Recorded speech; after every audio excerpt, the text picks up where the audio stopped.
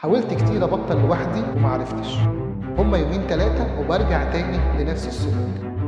أنا خلاص زهقت من نفسي. أنا مش هتغير. الناس لو عرفت حقيقتي وعرفت اللي أنا بعمله هيبعدوا عني.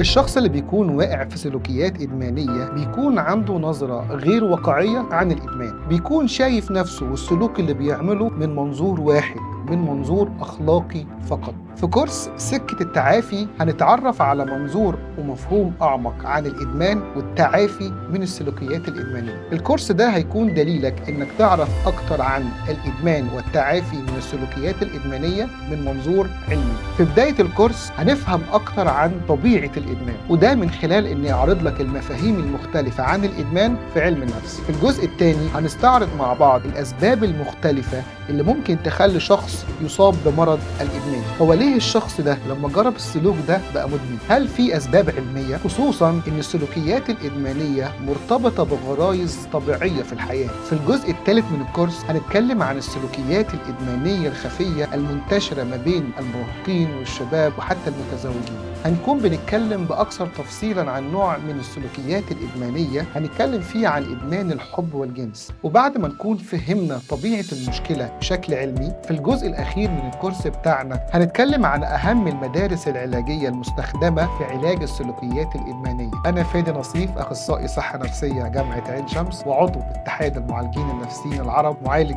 جدل سلوكي، وحاصل على الدبلومة الدولية للتعامل مع السلوكيات الإدمانية. يلا بينا نبتدي سكة التعافي.